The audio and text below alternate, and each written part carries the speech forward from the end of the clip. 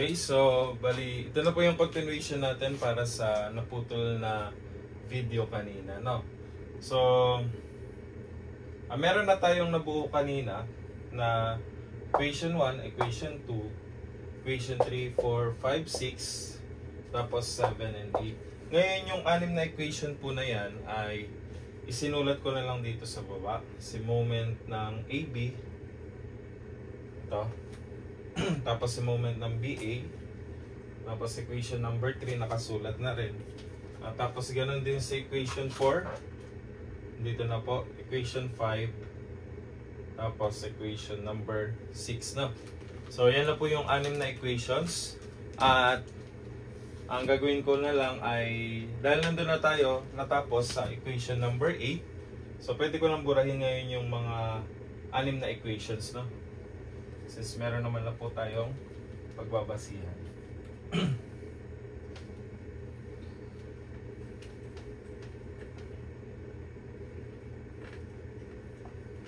Okay. So, ito na yung ating 6 na equations. So, may equation number 8 na tayo. So, next naman po is, saan na tayo pwedeng mag-summation? Step 3 na po tayo, no? Continuation tayo ng step 3. So, mag-summation ng manong moment tayo sa C equal to 0. Kailan siya hindi applicable itong step 3? Pagka ang kino-complete natin ay fixed, no? Hindi pwedeng mag-summation ng moment tayo doon equal to 0. So, kapag ganyan po, moment sa C, so again, dito yung point C. Roller lang naman yung point C, so ito yan, no? So again, ang mangyayari dito ay moment ng C to B. Tapos ito naman po ay moment ng D, C to B, tapos D to C. Okay. So, summation ng moment sa point C is equal to 0. Okay. So, this is MCB plus MDC equals 0. Okay. So, MCB, asan si MCB? So, ito. So, negative 20 plus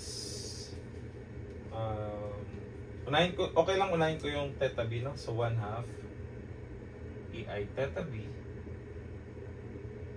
tapos plus EI theta C. Yan. Tapos, DC naman. Tama ba? Moment sa CB, moment sa CD. Dapat ito moment sa CD, sorry. CD. Okay. So, i-plus natin to. So, 32/9. Tapos, plus EI theta C. So, yung theta C, itapat na natin doon. So, plus EI theta C. Tapos yung theta D naman, 1/2 EI theta D. Okay? Is equal to 0. Okay, so if that is equal to 0, unahin natin yung theta B. So 1/2 EI theta B plus, so EI theta C plus EI theta C magiging 2EI theta C, tapos plus 1/2 EI theta D. Okay, tapos equals, so B is theta B, theta C, theta D, tapos constant. Saan equal yung constant? So negative 20 plus 32/9, ilan po yan?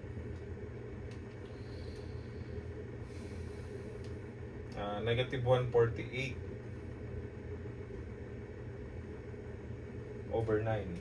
So yung negative 148/9, pag nilipat natin sa right side, magiging positive 148/9. Okay? So this is now equation number 9. No? Okay. Kailangan pa natin ng isa. Summation ng moment naman tayo sa D is equal to 0. Okay? So sa moment sa D, kung mag-moment tayo sa D, so dahil isang span na lang yung matitira dyan, so again, counterclockwise again. Moment to sa D papunta sa C. So MDC is equal to 0. Okay? So asan yun? Ito po. So, i-arrange na lang natin siya ng theta C, theta D now. So 1/2 EI theta C tapos plus EI theta D tapos minus 64/9. Ang gawin na lang natin, i-equal sign na natin to, tapos lipat natin yung negative 64/9, magiging positive 64/9. Then this will serve now as equation number 10. Okay? So, alam nang napansin nyo, meron tayong apat na equation. Kailangan ma-solve natin yung theta A, solve for theta A, theta B, theta C, theta D. Meron tayong apat na unknown. So, theta A, B, C, and D. Ngayon, paano natin masasolve yan? Kailangan natin mag-4 equation, 4 unknowns. Ang problema nga lang, minsan sa calcu ay walang 4 equation, 4 unknowns.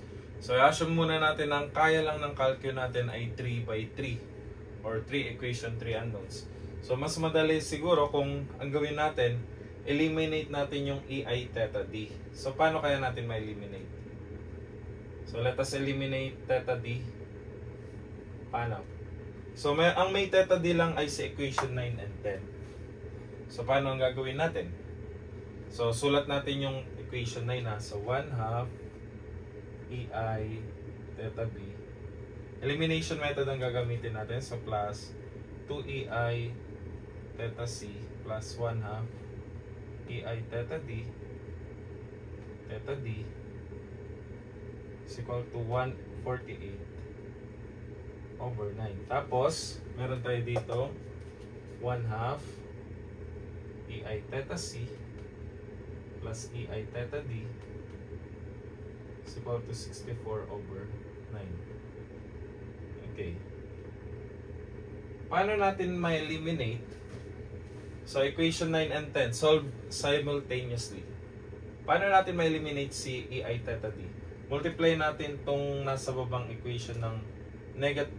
Kung 1/2 yung nasa taas, kailan magsi-zero to? So, mag-multiply tayo ng 1/2, pero in this case, may negative siya. No? So, para 1/2 minus 1/2, magsi-zero to. Okay, ang matitira ngayon, theta B at saka theta C. So, ano mangyayari dito? 1/2 EI theta B. Kopya lang natin, bring down lang. Since wala namang value yan, 0 yan. 0 times negative 1/2, 0 lang rin. So ito, 2 minus 1/2, i-plus niya yan. No? So 2 minus 1/2 times 1/2. So parang mangyayari 2 minus 1/4. Ilan ba yung 2 minus 1/4? 7/4.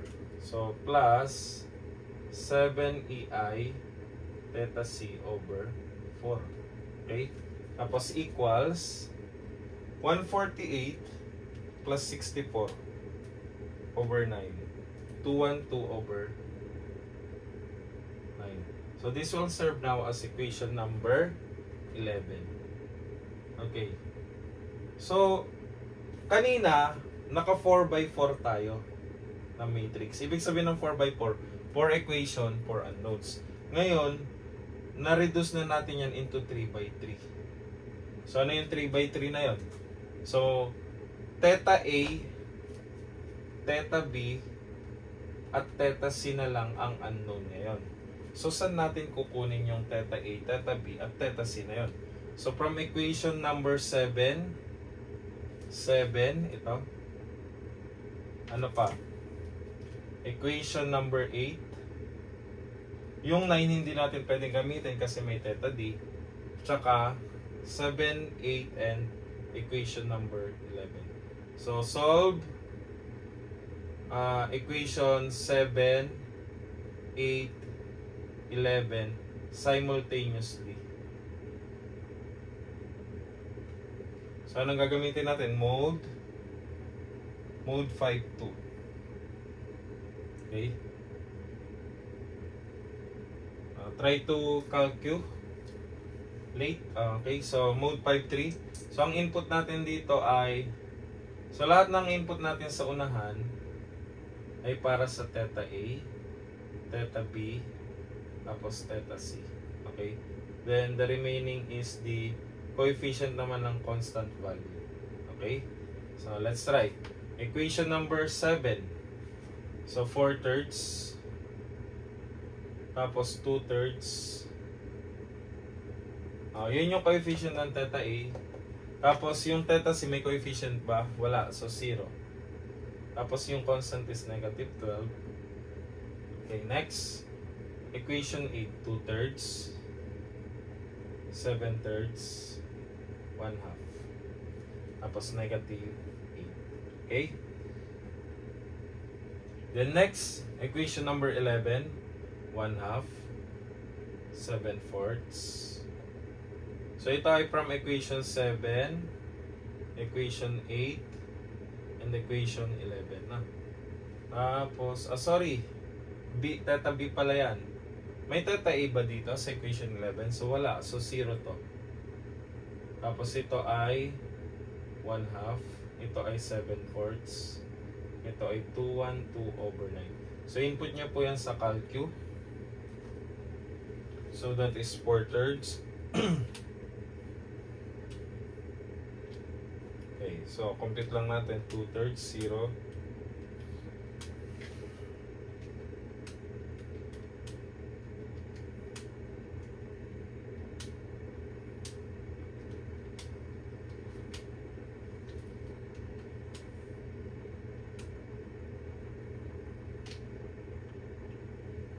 Okay. Theta A. Negative 778 over 117. Okay. Para mas sakto. Over 117. Pwede rin naman yung decimal points na negative 6.6496. Pero yung nasa advice ko kapag ganyan ay 4 decimal na para mas accurate. So, EI theta A ang gamitin natin. So, ito naman ay EI theta B. By the way, ito ay hindi lang pala theta A ha. May EI po yan, no? EI yan. Kung gusto nyo na theta A lang, mag-over EI kayo doon. Okay? So, theta B is negative 550 over 117. Then, EI theta C is 1732 over 117. Okay, kung ayaw nyo ng ganyan, pwede naman naka-decimal point, no?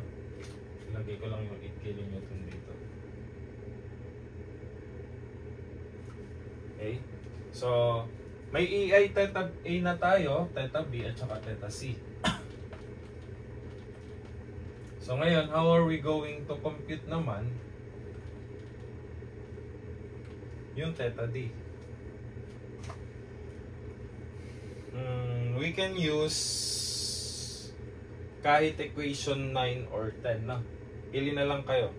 Parang mas madali si equation 10 kasi theta C at saka theta D lang ang unknown, no? So from equation number 10, we can solve that. So by 1/2 EI theta C plus EI theta D is equal to 64 over 9. So palitan na natin yung EI theta C ng ito, 1732 over 117. Okay. So mas-solve natin dito yung EI theta D. Okay, so kung may 4 equation 4 unknowns kayo sa calculator, so swerte kayo, no? Kasi hindi nyo na kailangan magganito. Okay, pero I prefer na i-store natin yan mamaya, no? Okay, 64 over 9 minus 1/2 ng 1732 over 117. Negative 34.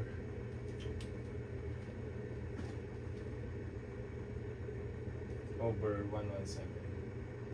Again, kung naka-decimal place kayo, naka-value kayo ng decimal place, okay lang po, no?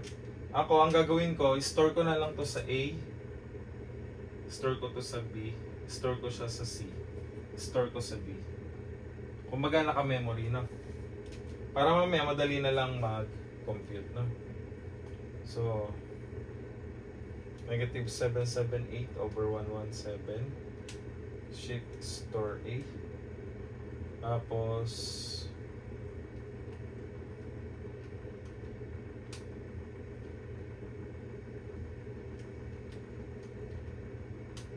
shift store sa C.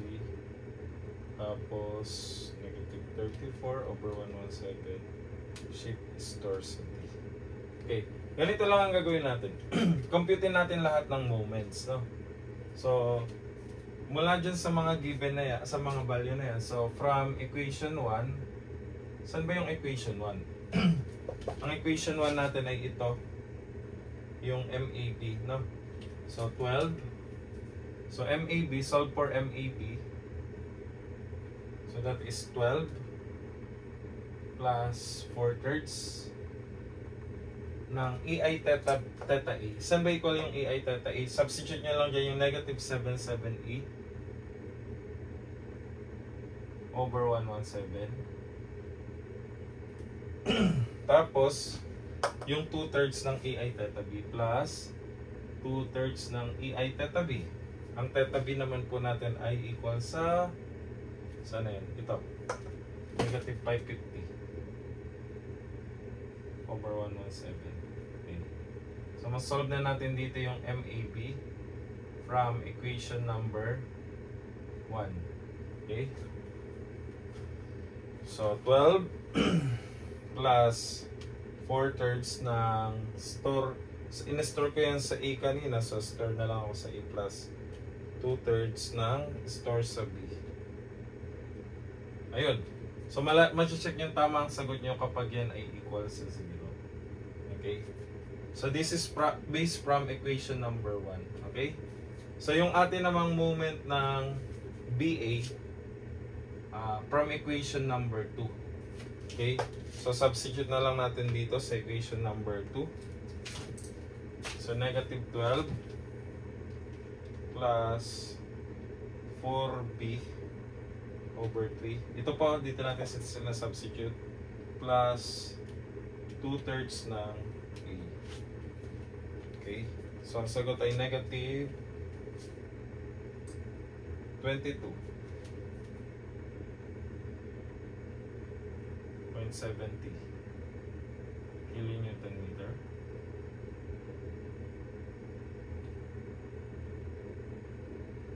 Okay.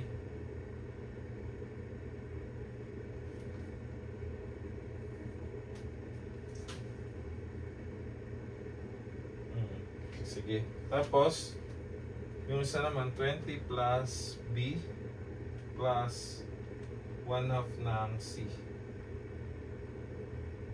22.70.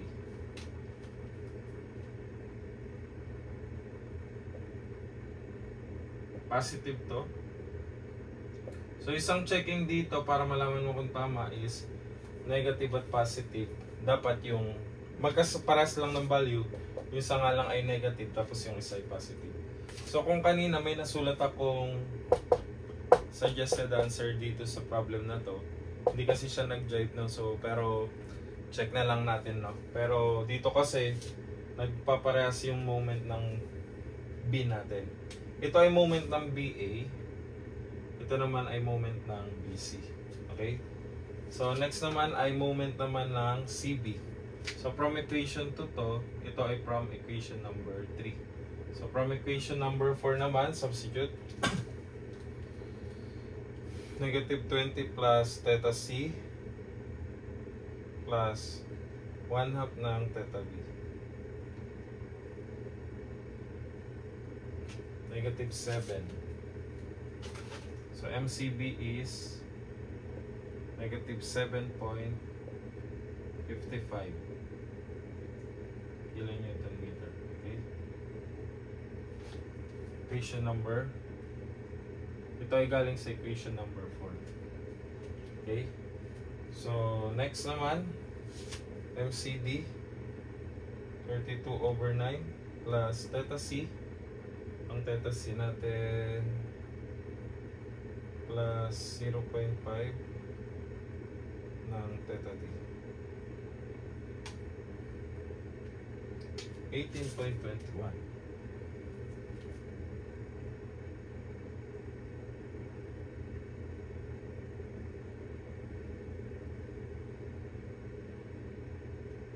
Okay. So, 32/9 plus EI theta C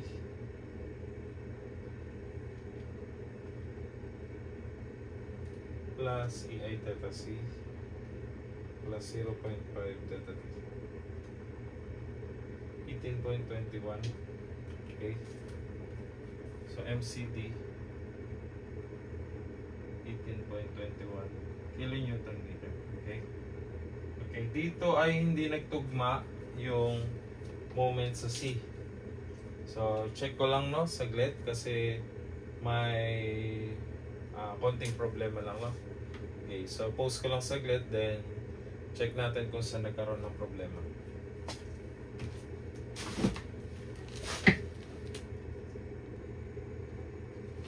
Ayan. So, continue na natin. So, nakita ko na kung saan nagkaroon ng problema. Okay. So, dito ay nagkaroon ng problema dito sa constant value dito, no? Ito. Okay, check ulit natin na. So, 1/2, 2 plus 1 fourth, 2 minus 1 fourth. So, magiging 7/4. 2 minus 1 fourth. Okay, kasi 2 at saka 2. Dito yung nakita kong problema. 148/9 minus 1/2 tapos may 64/9. So, 148/9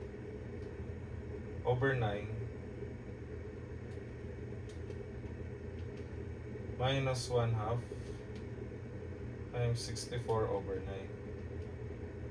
So, that will give us 116/9 dapat, no?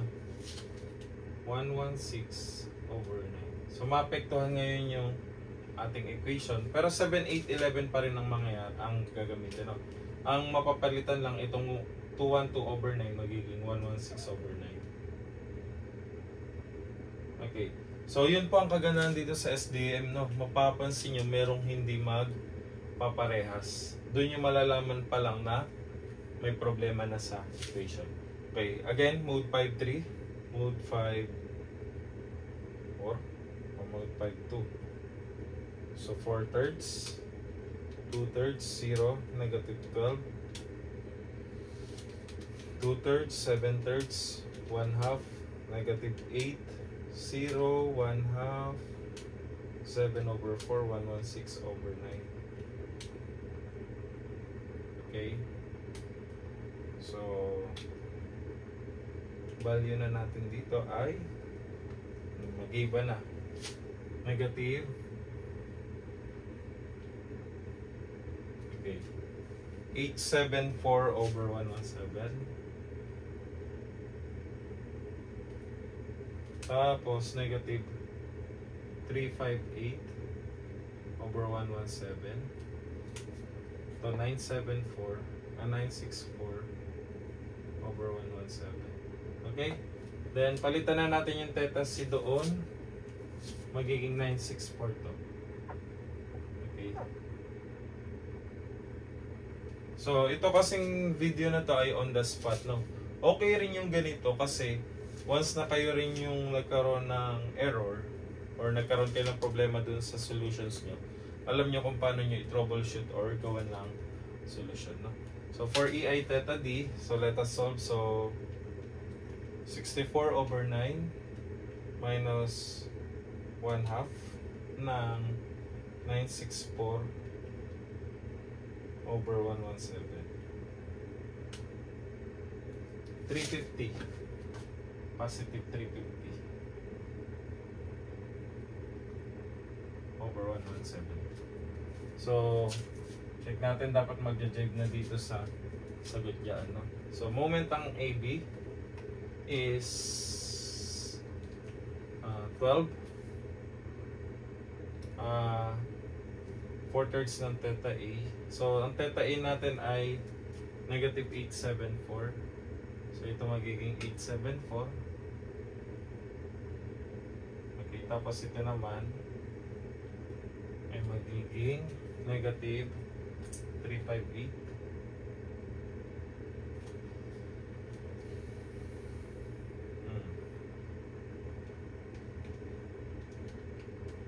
Store natin muna yung mga value.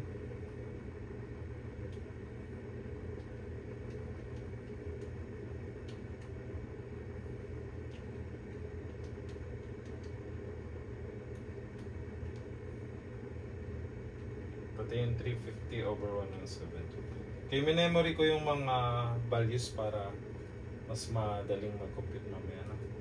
So 12 plus 4/3 ng theta A plus 2/3 ng theta B. Okay, 0. Check, 0 pa rin to. So ngayon, substitute naman natin yung B, yung ano, theta B at saka theta A sa BA, equation 2. Negative 12 plus 4B over 3.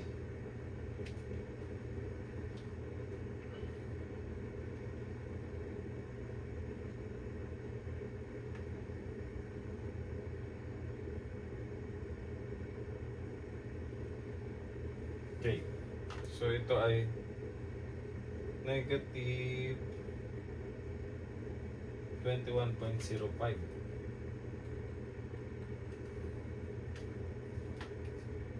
or 06. Okay, so hindi pa rin nagtugma dun sa ano, 20 plus B 21.06.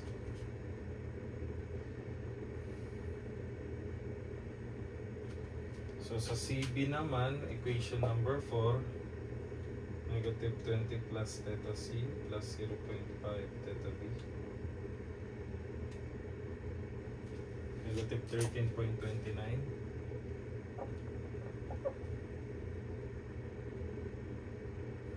Sa CD,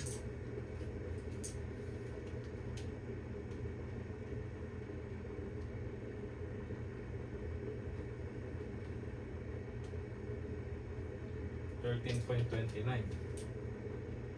Okay, pumarehas dito. Okay. Tapos DC.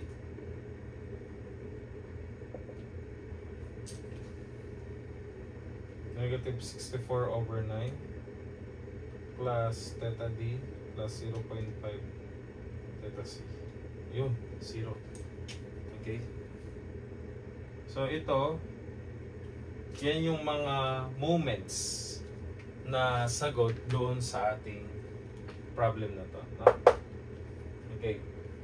So kung gusto nyong computein yung reactions ng mga support nyan, so that is now the answer for the moments. Kung hinahanap naman po ay mga reactions, so ang gagawin natin ay ganito lang po, no? So magkakaroon tayo dito ng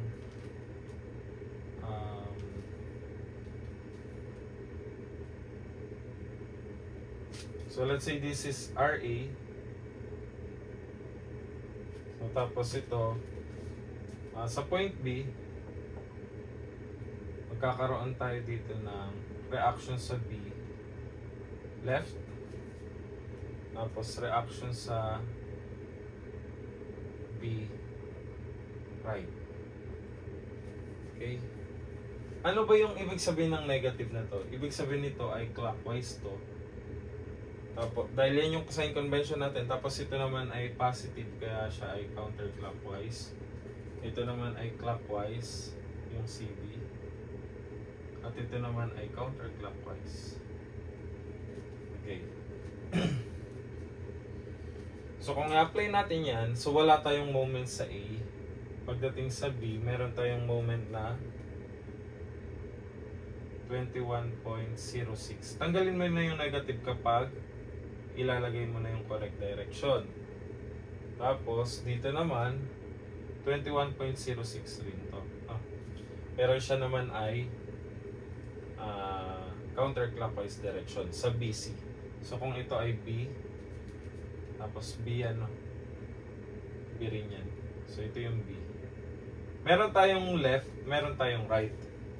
So, pagdating naman dito, ito na yung point C. So, meron tayo ditong reactions. Okay. So, meron tayo ditong 10 kilonewton. Tapos, meron tayo dito reaction sa D. 8 kilonewton. Okay. Lagay nyo yung dimensions. So, 4, 2. Okay. Hindi na mahalaga ngayon yung I or yung pagiging ano niya ng prismatic. So, tapos ito 6 meters. Meron ka dito 4 kilonewton per meter. Okay, may uniform load dito, no?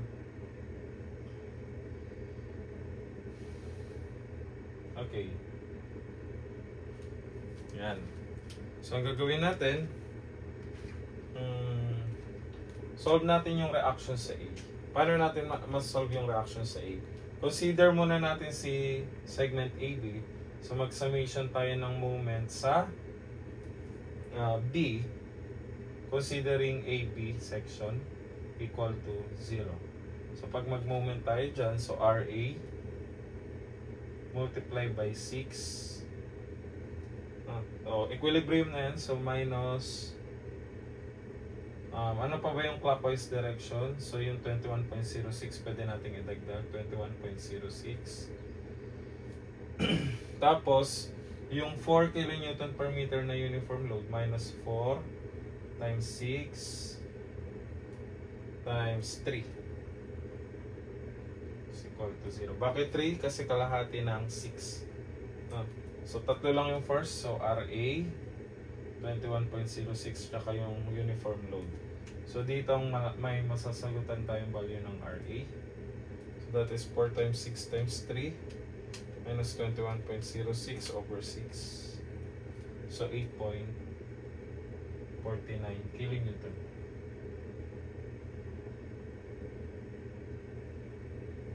Okay. Then, by summation of forces upward, ilan yung magiging reaction sa B left?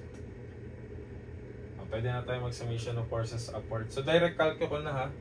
So, 8.49 plus X. O, shift solve ka na lang. Is equal to 4 times 6. Ilan yan?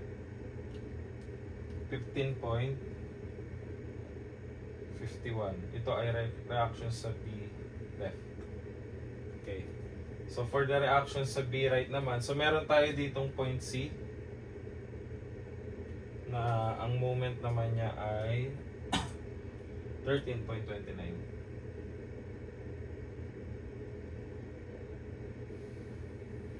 Okay, 13.29. Sige. Mag-moment tayo sa C. So, pag mag-moment tayo sa C, so, positive yung BR. So, 4x. Yung unknown yung x, no? Tapos, plus 13.29. Meron pa bang clockwise? Wala na. So, counterclockwise is 10 times 2 plus 21.06. Okay, so ito naman ay 6.94. So, 6.94 minus 10, mag-summation of forces na lang tayo, 3.06. So, ito yung RC left. So, RC right naman is dito naman tayo mag-moment sa point D, considering si CD. So, dinadirect ko na ha, 3.06 to.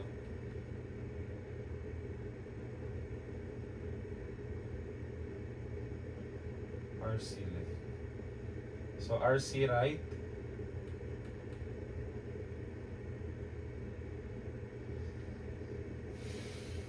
RC right is mag-moment tayo sa D, so that is 6x is equal to 8 times 2 plus 13.29. So solve for the value of x, 4.88. Tapos minus natin yung 8, so 3.12. Okay. So kung tinatanong po ay mga reactions sa support, ganito lang po yan.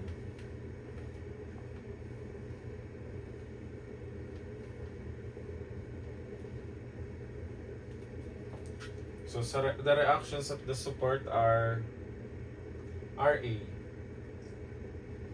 8.49 kilonewton. So that is now the answer. For the reactions sa B, i-plus lang po natin yung B left plus RB right, no? So pagka-plinas po natin yan, yung B left natin 15.51 plus 6.94, so 22.45 kilonewton. So ito na yung ating total reaction sa B. So meron tayong left and right kasi, no? Tapos reaction sa C naman ay, so RCL plus RC right, so RC left plus RC right. So kapit lang po natin, yung left ay 3.06 plus 4.88, 7.94 kilonewton.